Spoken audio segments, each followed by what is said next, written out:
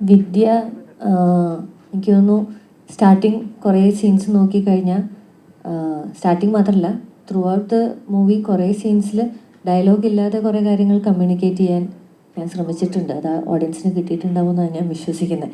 അപ്പോൾ അങ്ങനത്തെ എന്താ പറയുക, without words how do you express എന്നുള്ളത് ഇതിൽ ഒരു ചാലഞ്ചിങ് ഫാക്ടറായിരുന്നു.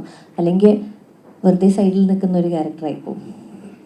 അപ്പം അതിൽ ആ ക്യാരക്ടറിന് കുറേ എന്തുകൊണ്ട് ഒരു സപ്പോർട്ടിങ് ക്യാരക്ടർ നമ്മൾ ചെയ്യുന്നു എന്നുള്ളതിൽ എനിക്ക് ആ ക്യാരക്ടർ സപ്പോർട്ടിങ് ക്യാരക്ടർ ആണെങ്കിലും there are lot of layers to her എന്നെനിക്ക് തോന്നിയിട്ടുണ്ട്. എനിക്ക് വിദ്യയ്ക്ക് ഒരു ബാക്ക് സ്റ്റോറി എൻ്റെ മനസ്സിലുണ്ടായിരുന്നു. വിദ്യ എന്താണെന്ന് എനിക്ക് ക്ലിയർ ആയിട്ട് അറിയായിരുന്നു.